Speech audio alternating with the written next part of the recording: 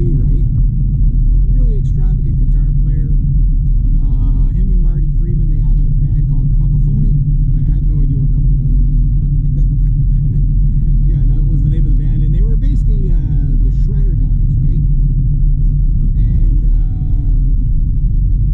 but with him, it was these crazy arpeggio sequences, like sweeping arpeggios. Like his sweep picking, I like. People say the best sweep picker is Yngwie. Yngwie is like, I don't sweep pick. And he does and he doesn't. He does really fast legatos, there's no doubt about that. But like, when you talk about like actual sweep picking, like the actual motion of sweep picking, Jason Becker like does, instead of playing like notes in the solo, he plays arpeggios of the solo. And it's the coolest thing, you know what I mean? So I started doing, it's called Serena, I think is the name of the composer he did. It's very neoclassical oriented, whatever. And there's an arpeggio sequence in there, and it's just crazy. And you gotta wonder, like, I watched like some videos of him. I didn't really, like, guys like that back in the day, back in the 80s and the 90s, they didn't get radio play and stuff like that. Like, they were very, like, Joe Satriani and Steve Vai were probably the first two, like, solo guitar players that got any sort of really airplay, right? The rest, not so much. And, it was like, because it was just, there was I don't know if it was a stigma or whatever of that, you know, you have to have an actual song or nobody will listen to it.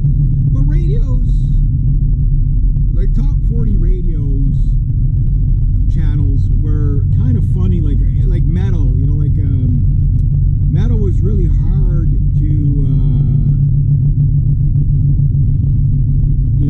to get airplay, right?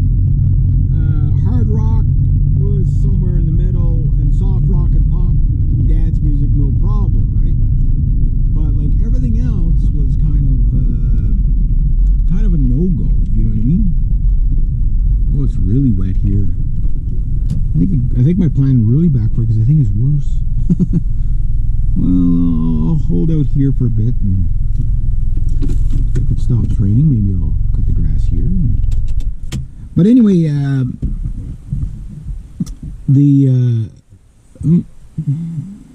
somebody was in. Oh, okay, I know who was here. I can just tell by how the gate's locked. So anyway, yeah, it's still raining. They did like this couple of I think the album was called Afterburner or something like that, and they did these crazy things. There's one song called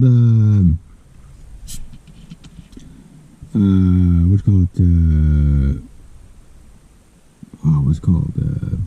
Anyway, it's the arpeggio sequences are just crazy in it, and I've been working on that now for a month or two. Not every day, but you know. And listening to like these really super shredded guitar players, you could put different guitar players into different categories. Like, you know, like Jimi Hendrix, Stevie Ray Vaughan, guys like that would be in one category, right? They're more blues oriented, sure, but blues rock, right? Then you got your like Joe Satriani's, Steve Vai, Tim Henson. Tim Henson's a very good player, but you know, like we know who he's. You know who his you can tell who his influences are by how he plays. But he's a very good player. He's a very good player. There's no doubt about that. A little bit too progressive for some people. So Polyphia, they're probably never going to be like mainstream, you know. And then you got like guitar players like Mark Holcomb, which is a total different animal. And then you got your Eddie Van Halens, your Randy Rhodeses, your Nunos, Nuno Betancourt, you know, people like that. And those are in those kind of categories. And a lot of people think of like, for example, Steve Vai. Steve Vai's not really a fast guitar player. Yngwie's a fast guitar player. But he's not the fastest, but he's a very fast guitar player. What I call like the super shredder guys, like the really fast guitar players, George Lynch is sort of like the beginning of the fast players, where his stuff gets really starts to get really fast in some areas, but he's still not the super shredder fast guy, right?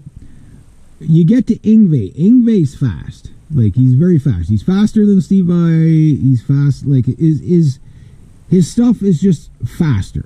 You know what I mean? Like Yngwie says, more is more. The more notes you can cram into the sequence, better. But even Yngwie's not like the speed demon, speed metal kind of stuff. If you want to hear fast guitar playing, I always thought Jakey Lee was a fast guitar player, but I would put him like close to George Lynch in that. Yngwie, George Lynch, Jakey Lee. Yeah, these guys were fast. You know what I mean? But then you've got your super speed shredder guys. Marty Freeman, Jason Becker. Jason Becker's really fast.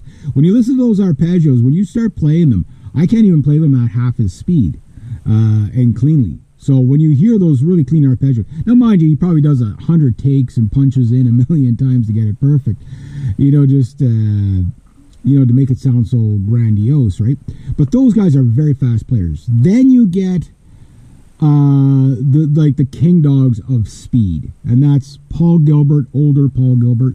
Like, Frenzy is just the Racer X stuff. Frenzy is just absolutely mind-boggling how fast that is.